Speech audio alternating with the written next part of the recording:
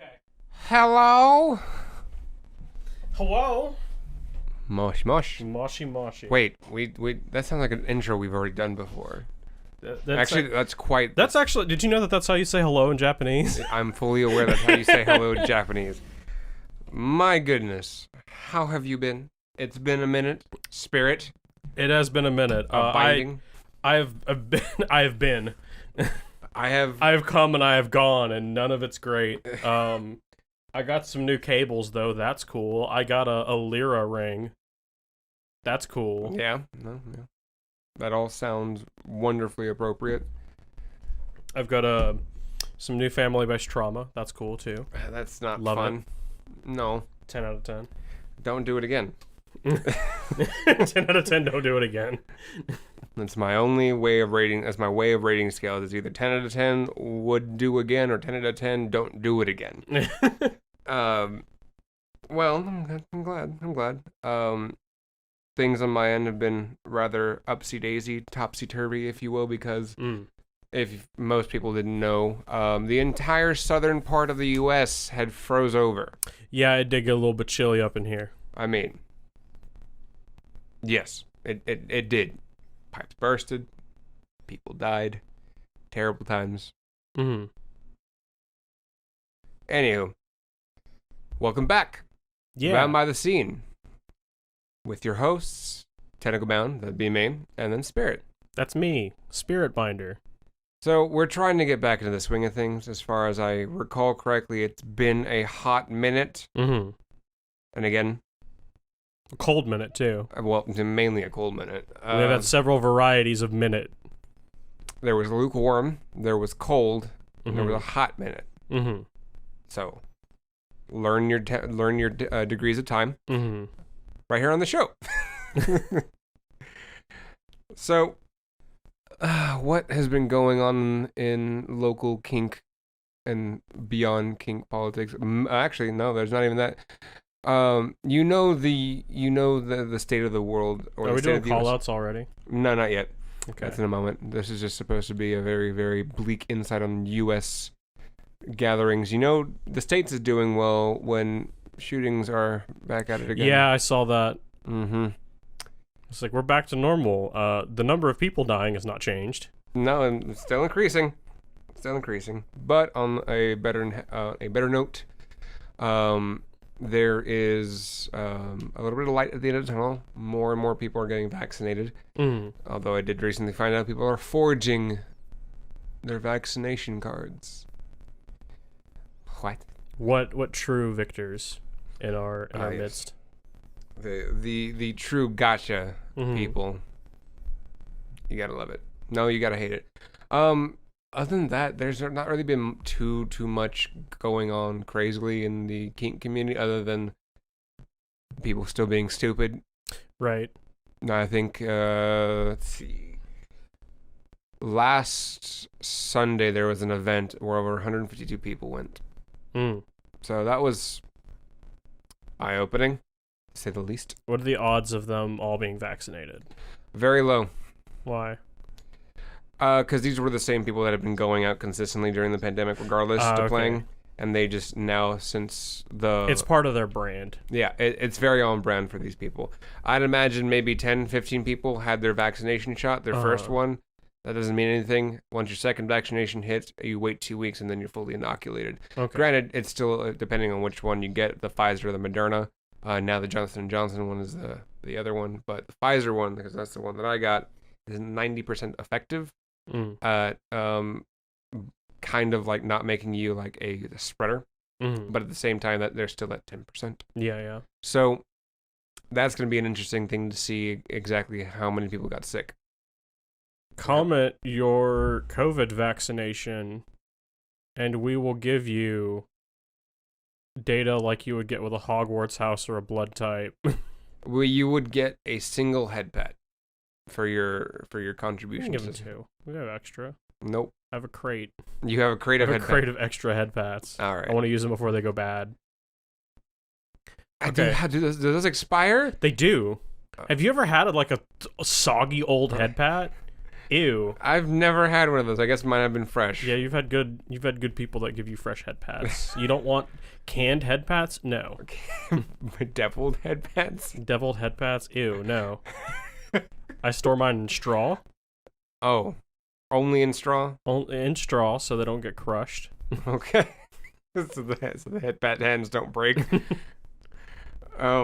This has devolved into a weird portion of the conversation. Anywho, so the topic of today. Yeah. Oh wait. Before we get into that, before we do that, I have to go use the bathroom. Okay. So we're gonna put a cut here. Back in the saddle again. All right. Well, are you ready to start the podcast yet? Yes. Okay. I guess we are ready to start the podcast and discuss. Since that seems to be our MO.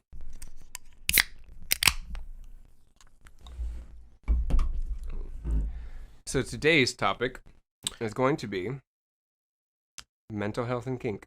Yeah.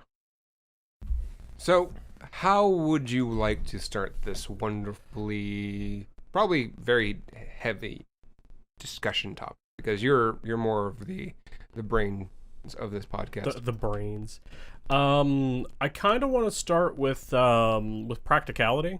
Okay. I always want you to be able to use this knowledge, because otherwise it's really just like neat archival data but not very useful.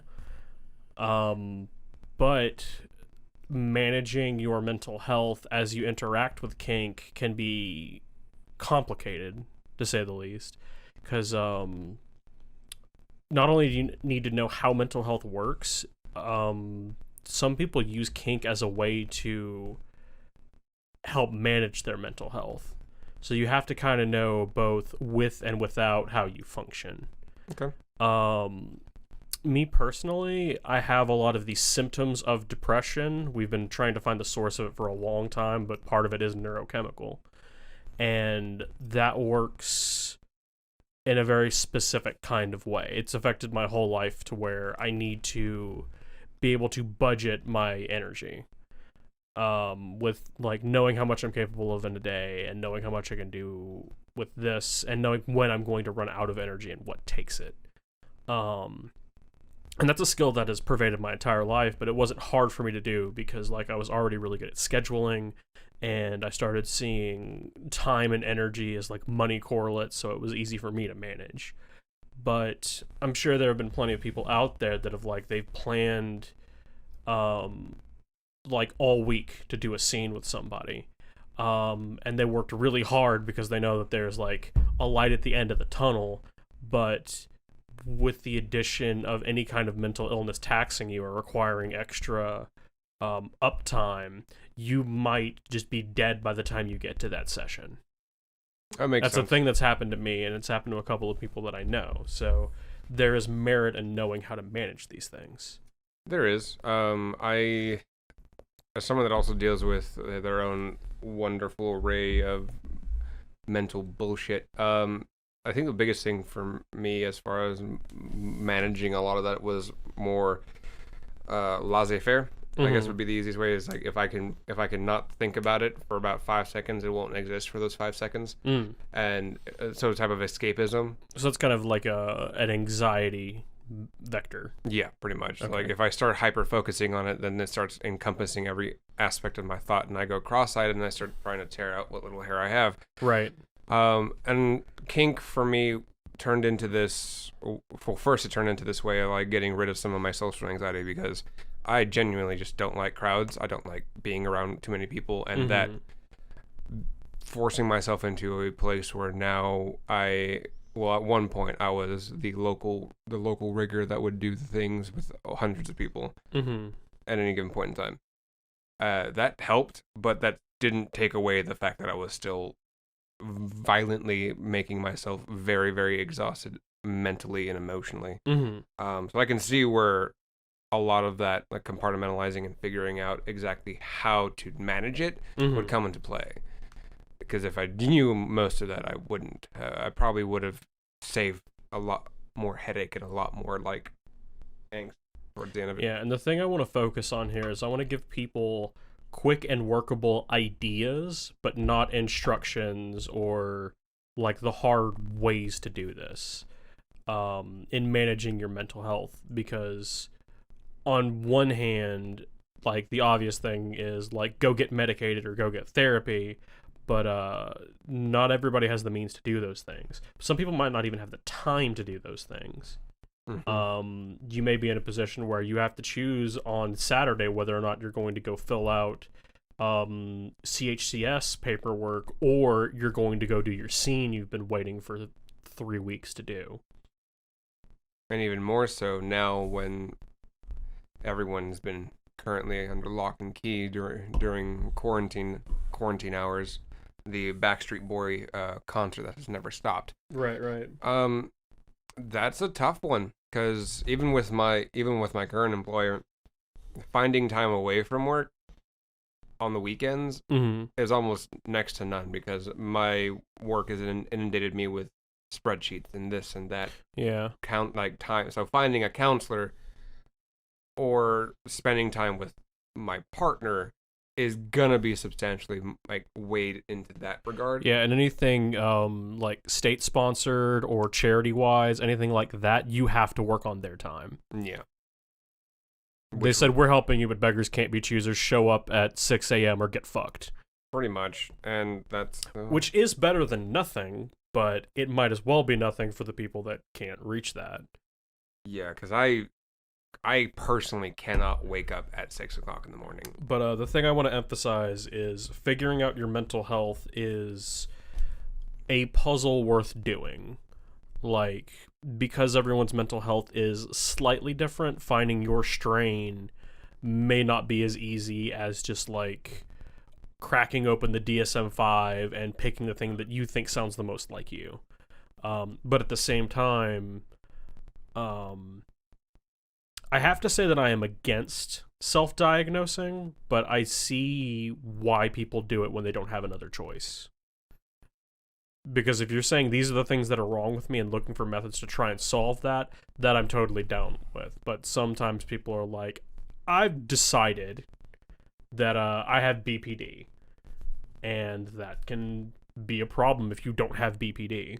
Because then you're treating things that are not that are not accurately supposed to be treating the thing that you have versus the thing that you think you have. Mm-hmm. That sounds like an interesting bag of worms.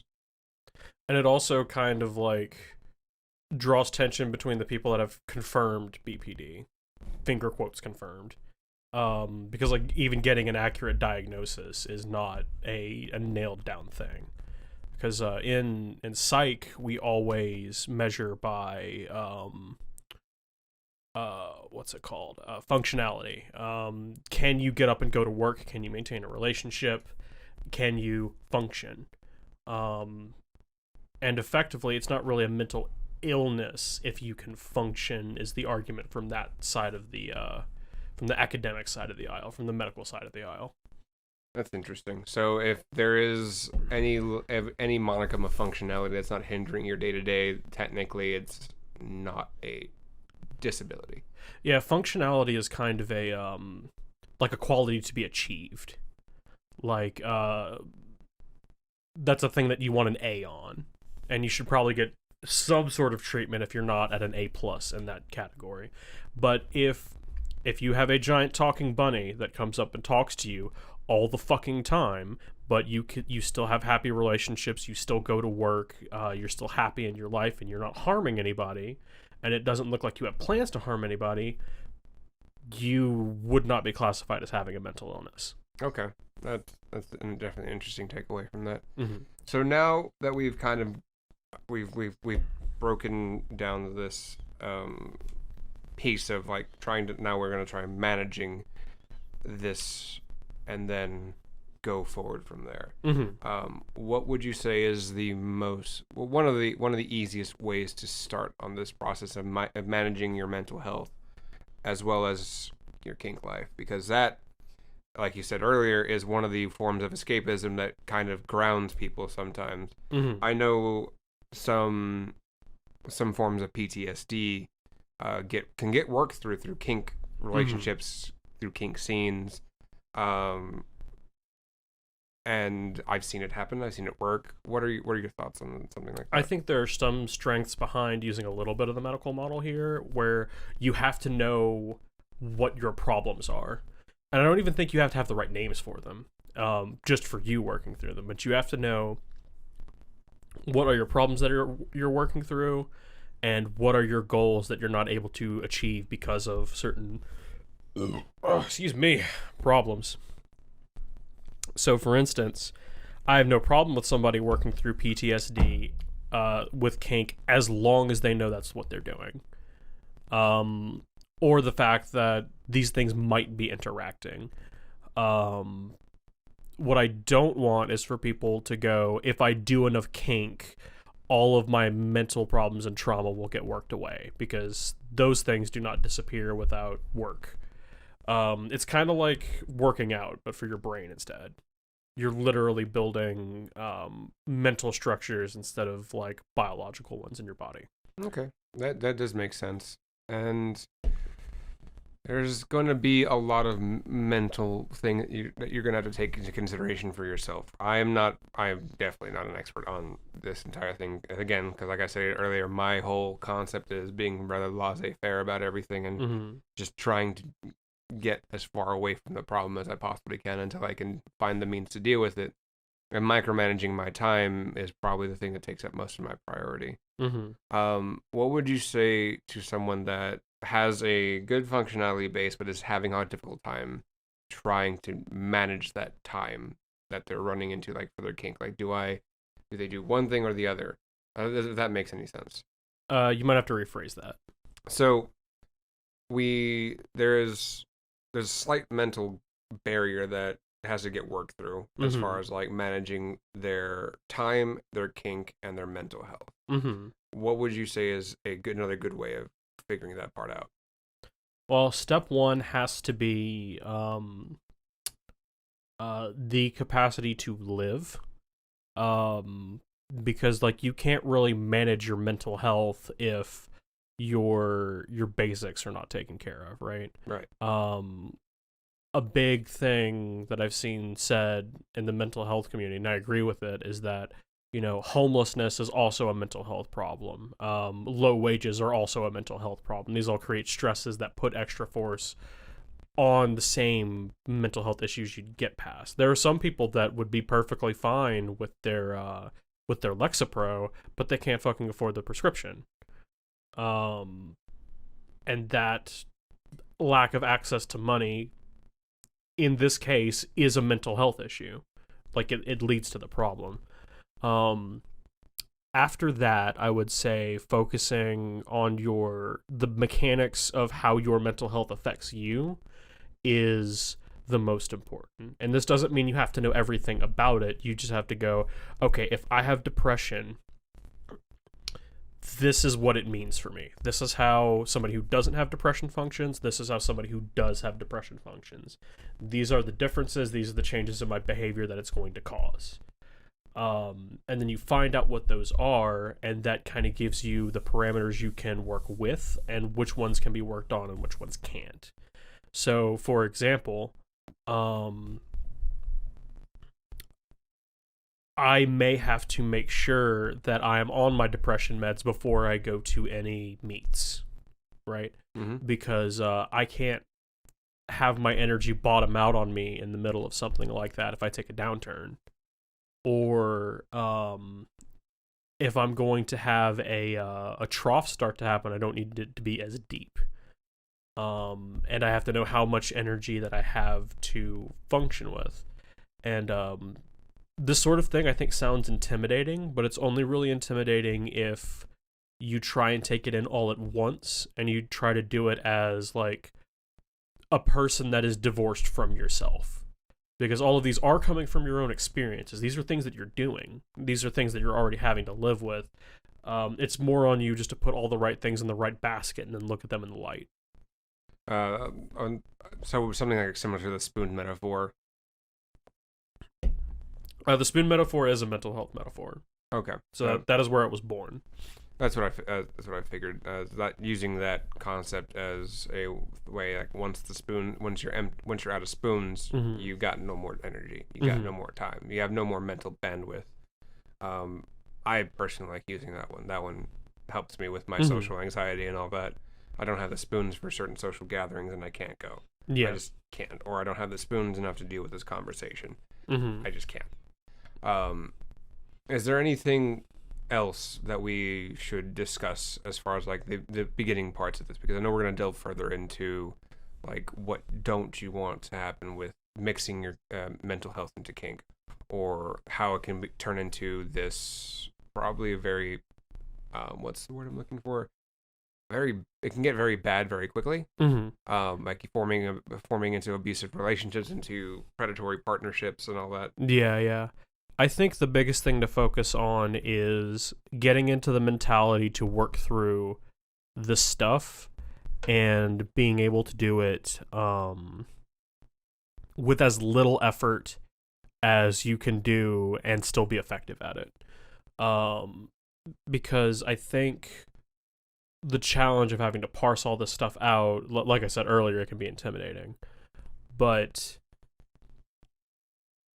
I think if you like parse things out in your everyday life, and you like mental differentials change what is normative behavior. And some of those things you might be fine with. You might be fine with somebody being the kind of person that when somebody asks you how your day is, you actually tell them. That is a normal differentiation that doesn't really cause that much harm. But something like, I can't get up and go work today. I think we should live in a society where that's a thing that is okay to do. But if you're not in that position, it's going to cause harm to your life. And you have to know how to navigate that. So understanding the differentials between what is quote-unquote normal and what you're experiencing can help you sort of find out what you need to focus on and tune, and make decisions on whether this is even a problem or whether it's a thing that needs to be solved. Like I said, the way we measure functionality is, can you do what you need to do to survive? Can you maintain a healthy social group? And can you pursue close, intimate relationships if you want to? Those are good guidelines. Oh, and are you going to cause harm to others? That one should be obvious. I mean, it should be, but sometimes things aren't necessarily obvious. So now... And I do mean harm and not hurt. Hurting we like to do all the time. Yeah, we like hurting. We don't like harming. Yeah. I think that one should be stressed just enough on that purpose and that front. So what other things do we see as far as like the bridging between mental health and kink? Like I know there's a couple of things, and some of them involve like the types of play that we do, like dominance and submission, and obviously masochism and sadism. If you look in, I can't remember if the DSM-4 or DSM-5 that they've removed sadistic personality disorder in that. I think it was the fifth one they removed it. I think it was 5. It was either 4 revised or 5. Yeah, but masochistic personality disorder actually is still in there. Surprisingly enough, I did not know that. I thought they would have removed those two the same. But it may have it may just be more specific. Because normally something like masochistic personality disorder, I would think, would be a kind of just a different kind of personality disorder. That's like, I'm surprised it didn't get folded into borderline. That's interesting. Again, this is not going to be my strong suit and my talking points on this one. So, as someone that only deals with their mental health in probably a really bad way. Well, how have you seen it interact with other people that you know? A lot of people tend to just take a step back. If they are, they'll either take a step back or they'll go and try to seek out more and more communal time with the people that are relatively similar or in their sphere of things. I've seen people full on regress when they were not in a scene. Mm-hmm. If they were littles or anything like that. Mm-hmm. And the other ones is that they fold farther into acts of service for people that are not even their partner. Right.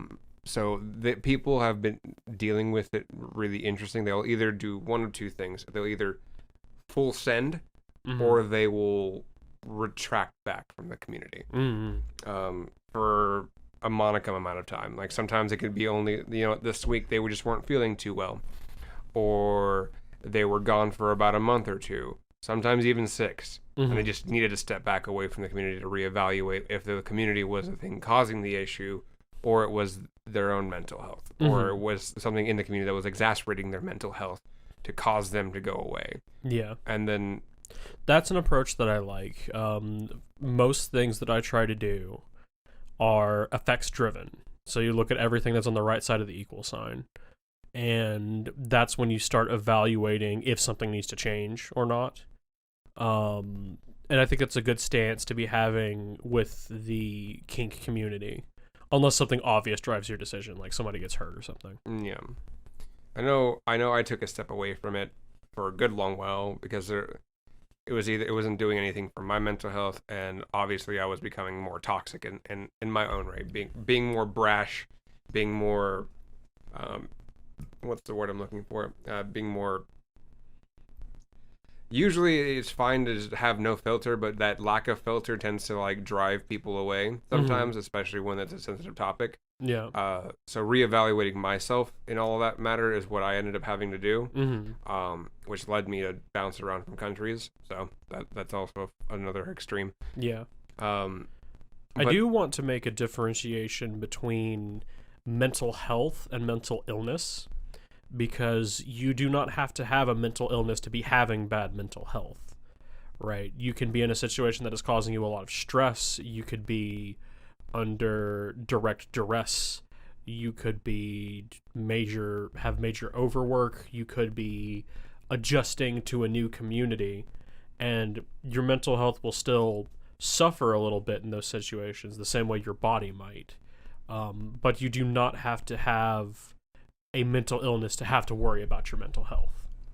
And I do want to emphasize this. So this episode is not just for people with mental illnesses. It is mental health in general, and I do want to focus on that. And that same kind of practicality is why I don't want to focus way too much on all the academia and standard medical answers, because a lot of those things aren't available or are not practical, or they're things you've heard a million times. And you mentioned it earlier, or you just don't have access to it. A lot of the times with seeing people walk in and walk out of the community, some of them do think and wholeheartedly believe that kink will fix whatever is causing the strain or the strife in their life, because it's when you have access to that one thing that you just now figured out was that calling in your life, that you figure that, oh, by the way, that one thing that I've never known the name of it, now I know the name of it, it's going to fix all my problems. It may not. I've seen it. I'm sure we've all had friends that, like, when they figure out what the problem is, that think that's the same thing as solving it. Yeah. I believe. And it's an important step, don't get me wrong, but we still need to finish the equation. Yeah, the problem needs to be, or should be, fixed. Should be, but that takes a bit more, I guess, introspection at that point. I think the one thing that is usually a bit concerning to me is the full regression, as far as, like, are you talking about like age regression? I don't even know if it's age regression, because age regression, while that does happen, I have not seen it enough to quantify that happening in spaces. I do mean, like, they start becoming a little bit more hyper involved as far as, like, trying to get more and more scenes packed up into a day, as opposed to just, like, letting your body heal and all that. So they completely regress into, like, a frenzy. Okay. So they're kind of overindulging. Yes. Okay. That's the one I've seen more so than, like, just full on age regressing too quickly. So we see that with any mechanism that can give pleasure. or any sort of relief from stress, overindulgence is a thing that we can see. And a lot of people like to conflate it with addiction, but I think that's a little bit reductive. I think, like, stress management is the big thing that's going on there. Because generally, when I've seen people do what you're talking about, that uptick also happens at the same time that external stress is also upticking. So it's just a graph that just continuously going up. The other time that I see it is when somebody has just discovered this thing, and they're kind of seeing how far they're allowed to go with it. I think we see a lot of this when people start drinking. It's the same kind of thing. Yeah. Because I've known plenty of people that have like gone hard their first 4 or 5 months of drinking, but they didn't end up developing any sort of like drinking disorder or anything like that. Because like as humans, like, new sources of pleasure are not a thing that our brains are accustomed to. And when it happens, it's a nice jolt to the brain. That wonderful dopamine dump is a very important thing. And intoxicating. Well, because generally we'll come in contact with the things that make us happy a lot when we are children and of the younger age. And the brain's like, all right, cool. Things that make us happy. Cataloged. Got that one. Done. And then we start to discover things we like later. But often those are more specific forms of things we already like. So like when you have a new cuisine you really, really like, your brain goes, well, we already liked food. This is food, but better. So while this is a new kind of happy that we're getting, we can also link it to the old one. But completely new things like anything chemical based or specifically new kinds of experience, the brain is like, we don't know what to do with this, but we know we really like it. Hence the dopamine dump. That you see that a lot with like risk-taking behaviors like skydiving and all that, or bungee jumping, or you get into forms of like modification. So you get the tattoo, the inked artists, the people with bifurcations, the people with scarifications, and end up going to do hook suspension and all that. All triggers that slope of going from that first hit to the last. I think you can see that a lot in drug habits where they call it chasing the dragon. You're trying to chase that first high again and again and again. But like I said earlier, I don't want to conflate this too much with addiction, because I think that makes the point a little bit weaker. That's fair. Because we have such a negative view of addiction right now.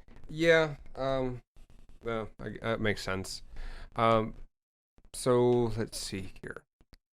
Let's remove the addiction equation. I guess a lot of that has to do with, adrenaline stuff and all that. Mountain biking, really steep cliffs. It's mostly big, new, novel experiences. Like traveling the world for the first time, or going to a new country for the first time, and then wanting to go back. Yeah. That sounds more apt. I like that one. That's so far, those are the only things that I've seen that have like been consistent. It's someone leaves or someone just, again, full sends it. And it can happen out there at the beginning, middle, or when they've finally gotten situated in the community. Because again, a new experience is harder to find, especially when you have a whole bunch of things that are relatively the same. Like you have DS, you also have MS, which is DS, but with a shiny new color. And more rules. I'm just being very basic as far as terminology on this is concerned. I think something that a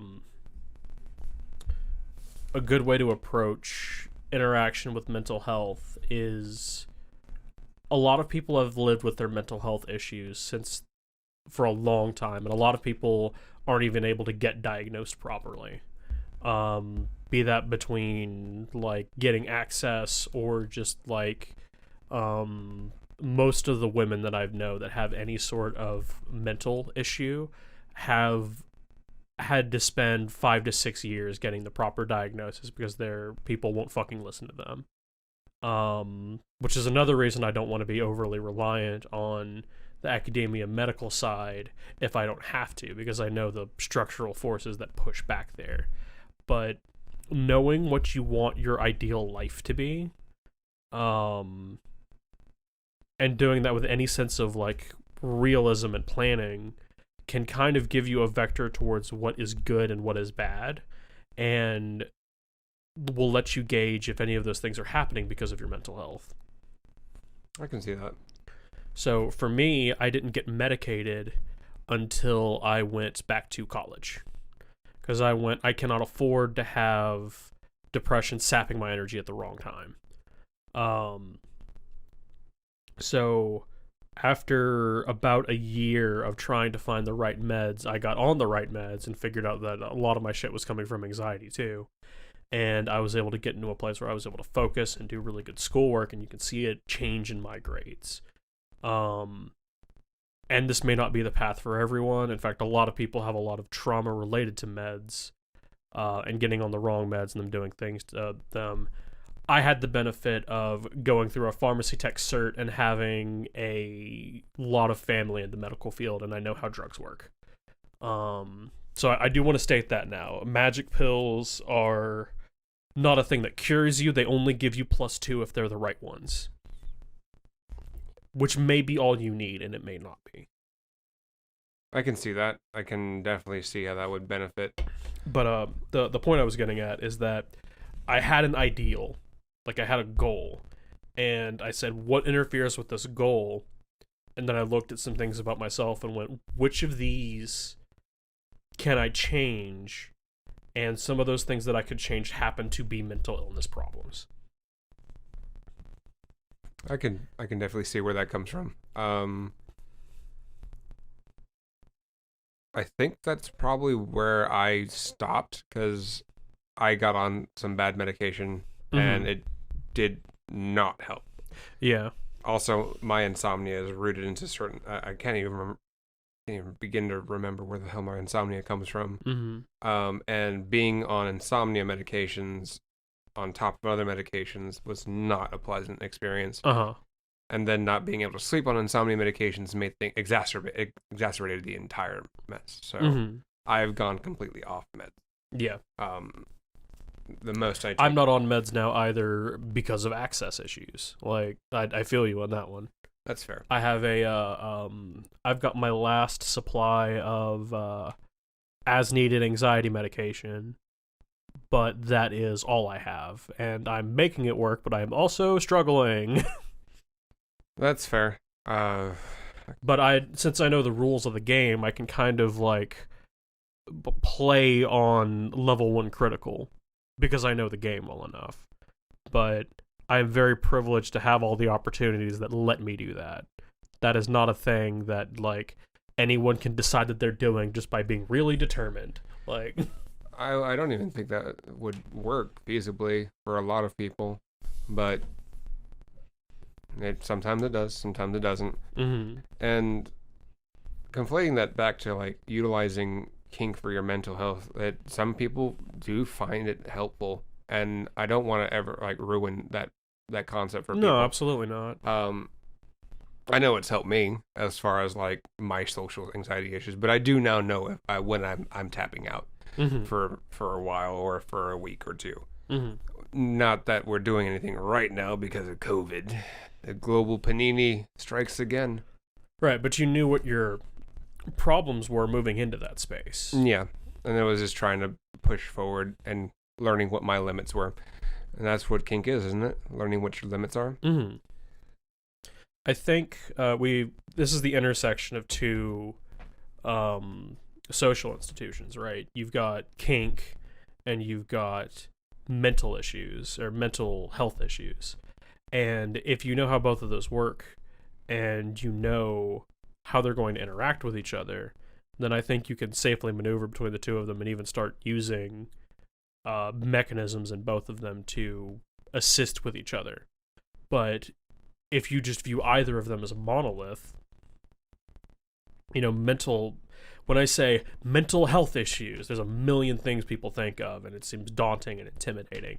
At the same time, you can be like, kink. Okay, let's attach an added to it.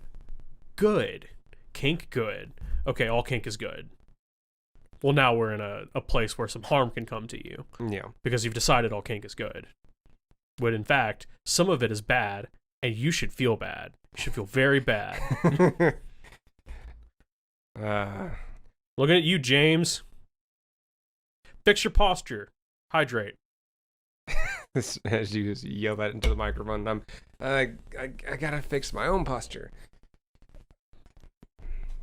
As you are you putting that into standard mode? Yeah. Your chair into standard mode? Mm-hmm. Doing all-wheel drive on your chair? Listen, when you're not straight, you always have to have something to lean on. Which is why we sit like we're croissants. That's fair. Croissant. I think one thing that we should probably touch on as far as like the intertwining between mental health issues and kink is probably just watching out, because there are some people that are very, very good at finding out how to grasp onto people that are a little bit more of a need for not being fucked with, I guess. Mm-hmm. They really seem to have a keen eye on that. Yeah. Which is... Well, what they're looking for is any level of... weakness is not the right term. Because I don't think having mental health issues makes you a weak person. But they do see vulnerabilities. Whether or not you have mental health issues going on. And every kind of vulnerability has a pattern, and there's a set of patterns in weakening mental health, and those can definitely be exploited. Yeah, so just try to watch out on that front, because that one's a bit tougher. I've personally seen it happen, and it's abhorrent. Mm-hmm. It gets to a point where you're just like, let me go find my big beaten stick and just heck away from them. Mm-hmm. But then at the same time, that removes agency from the individual, and that's also one of those little juggling tricks that you have to go, how do you fix that? How do you assist without coming off as someone that's attempting to like push their own mental thought process on this entire situation? And that's the thing I guess we needed to really kind of like hone in on, as far as like, when is it okay for someone else to step in for somebody else, as far as like... That's a really tough one. I don't know how that wouldn't be it's a double-edged sword. Super context dependent on how you would do that. A lot of it would be, yeah. Stuff like this is why I say you need to find good groups of peers that will help take care of you. Because you might have a friend or two that's like, I don't like that guy, fuck that guy. And that guy be fine, but they don't like them. But when you have a group of 8 people you see regularly, and 5 of them are like, I don't know about Todd, he seems really predatory. I don't think the rule of numbers is the number one like thing to go for, but it should raise enough flags for you to investigate further, if that makes any sense. No, that actually does make sense, as opposed to having you have more people to soundboard off of, as opposed to just like 2 to 3 people, because multiple voices can also benefit you in the situation. Yeah, because remember, your friend group is your social immune system. They're your white blood cells. But just like your immune system, sometimes it attacks things that don't need to be attacked. So, like, be mindful. Yeah. Look at things in alternating perspectives, I guess. And I know I've been saying, like, think about this, be mindful about this. I realize that as somebody with mental health problems, that may be an issue. It may be hard to regiment the energy to work through stuff like this when you have to spend all of your time going to one kink event every week and then focusing on a 60-hour work week and then taking care of your roommates. And then like maybe getting to spend 4 hours on your project, where you're going to find time to sit down and zen out and think about how best you like to be stuffed. Like, I realize that there's a time and energy commitment that I'm previously been acting as like, oh yeah, you just go down to the DMV, just swipe your card, and they'll give it to you. Like, I'm not gonna pretend like it's that easy because it's not. And I wish I had answers other than just do it. This is something that I like to use my social groups for, is because at the same time that I'm decompressing, I will also be like, what do you think of this? And let them start talking to me, and like if something sounds wrong coming out of their mouth, I'll know it. But at the same time, I'm an ambivert. 95% of people are ambiverts, according to the science. But I have equal levels of, like, I need people and I don't need people. And that's a skill that I can use, right? Right. But you will find your own methods doing this stuff. Or I hope you do. There will be a method to your madness. Well, I don't want to present it like, if you don't... When you put in your 20th hour of hoping really hard, you go into your closet and there it is. Like... I don't think that was that's an RPG thing. We don't stand that, where you can craft something for 20 hours in game time and it be functional and working. I mean, there's some merit to it. The biggest factor behind mastery is time. The second is feedback. Third is technique. I think all of those need to be in a good amount in order for that to be a very functional way of things. I'm not entirely sure as far as, like, because everybody will have their own different way of dealing with everything. Mm-hmm. Also, you put it in a really good point. It's like you're expecting a kink event every weekend. Sometimes that's never a thing. Mm-hmm. So maybe if it's once a month and you've burned through your entire work month for this one day, mm-hmm. and you're looking forward to it, and it's kind of like, fuck it, I'm gonna go have fun. Mm-hmm. And then there's the whole that leads to a lot of interesting things. It's like, I only can do this one kinky thing, mm-hmm. this once a month. Yeah. And it becomes this, like, goal to get to. Mm-hmm. Which is not inherently bad. It's just that's where a lot of the mental things lie in. Is that it turns into this, like, no matter what happens, I'm doing it. Mm-hmm. Or no matter what happens, I'm going. Fuck it. Mm-hmm. So, I have a lot of convention friends that think like that. Like, they are completely different people at conventions, and I know that if they could manage things a little bit better, they could be, like, half of the person that they are at conventions all the time. And by that I mean happy. No. And, like, vibrant, full of energy. That's fair. That says a lot about the kink and the convention community. Nothing bad, but just it's very telling how we prioritize certain things over others. But I see the same thing with people I used to work with.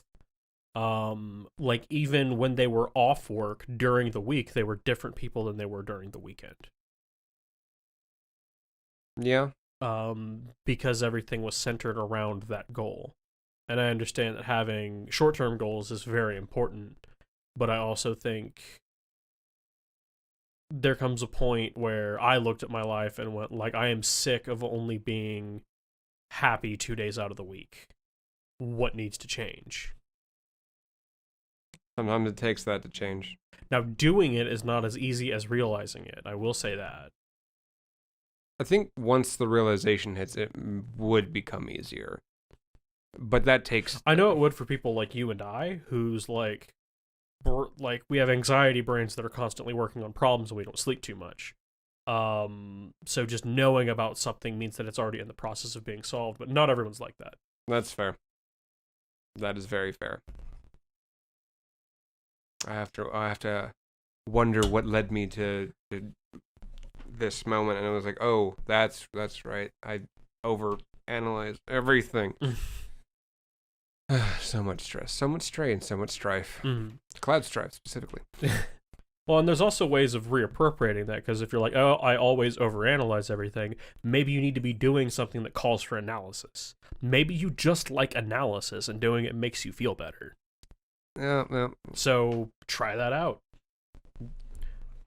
There are a lot of people that have successful YouTube careers because they realized just that, whether they realized it or not, or whether they consciously realized it or not. They were like, I am really good at picking things apart and breaking them into pieces. Like, analysis is inherently destructive. You are cutting things into their constituent parts and going, how do they work? What do? How do? Break. Find out how do. Mm-hmm. Makes sense. I think that pretty much covers that aspect of. Is there anything else that you can think of that you'd like to discuss on this part? Based on what I've said so far, if somebody would come up to you and ask, what do I do about mental health and kink, what would you tell them? Well, where are you at with your do you currently have that? This is probably going to be very invasive questions. Like, if I know the person inherently, I'm probably more prone to ask more invasive questions. Are you familiar with your medications? Are you familiar with anything? Do you have a counselor? Have you spoken to anybody about this? What do you feel is going on? Is there any way that this can be fit? Where are you at with your own being? Are you just now feeling this? Have you been feeling this for a while? Or are you at your breaking point? Right, yeah. Those are the things I would ask. But again, this is to somebody that I've known for a while, because they would probably be comfortable talking to me about this specific thing. If it's someone that I had passings with, it'd be like, okay, what exactly is going on, and what exactly would you like me to help you with? Because that's all I can gather, and it's whether or not that person's willing to divulge any information like that to me. That's what that's reliant on for me to figure it out, or for me to even recommend something, because not everybody is comfortable divulging detailed specifics about what is going on in their head, or what is going on around them, or what they feel is going around what they are feeling is going around them. Yeah. And I think my answer to the same question would be, number one, obviously, if you have access, therapy and meds, go do it. If you can't do therapy or meds and you have access, work through whatever is stopping you from getting therapy or meds. Or come to terms with what not having access to those things means for you. I'm fine with either of those. If I go, therapy would fix this, and you go, here are 5 reasons I can't go to therapy, and I know what this means for me, I'm like, okay, fair. Okay. But I think real step one, barring somebody's capacity to do those things, are like, 1, name your demons. What are your problems? What are they stopping you from doing? 2, how do we work around those or through those? And 3, how do we incorporate things that you like to help assist with 2? And kink can be one of those things. That's far more eloquent than I could have ever put it. Well, I'm $40,000 in debt because of it. So. That's fair. That's fair. Ouch, that number hurts me. No, those are good ways to figure it out, or to even get anything across, because knowing your demons is probably half the battle. Or even a quarter of it. As long as you get through it, as long as you get to that point where you understand it, that might help. I think anything worth doing is worth doing while looking good.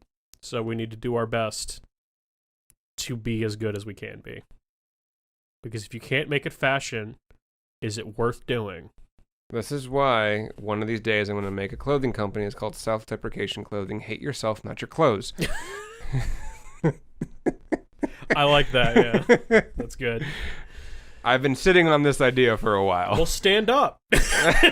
God. Get it out there. First comes first. Podcast needs to get somewhere first. It's not an egg.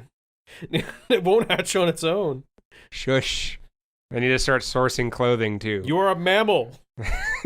You are a toy. Platypuses are also mammals, but they lay eggs. And is that okay? I never said it was okay. I'm just stating a fact. You know what they say, facts have a vector. That's true. All right. Anything else No, I think you've pretty much hammered all of this home very, very well, and it's helped me reframe my thought process on what it should be discussed as opposed to it being vilified or anything of the sort. Because I think a lot of that is rooted into self-hate at this moment because I don't like how I am and how I think, so it's turned into internalized hate. And reframing that mindset for others is important because it will help other people eventually. Yeah. I like to think of mental health as like car maintenance, where you will always be putting some measure of effort into keeping this thing running as good as possible. That's a really good analogy. I like that analogy. Other than that, don't forget to leave your testimonials. We'd love to read them on the show. We currently don't have anything, because y'all don't write to us. How dare you? Even though we have been away for a while. So, other than that, don't forget to follow us on all of the platforms, the YouTubes, the Porny Hubs, even though Pornhub wants me to re-verify us again. Again? Yeah, Are we on Spotify now? We're on Spotify. Okay. We're on Apple. We're on Google Podcasts. Okay. We're on all the major ones, so those are the more important ones, arguably. But, like, our numbers have increased. I look forward to the comments we get from Pornhub. I am looking. We've gotten a couple comments on Pornhub, but they're in like Polish or they're in Russian. Good for them. I can't translate that without it like Google Translate having an aneurysm. So I'd rather just say thank you, and that's probably about it. Okay. Other than that, that's it for today's episode. Auf Wiedersehen, au revoir, Jenny. We'll catch you next time. Peace. Peace.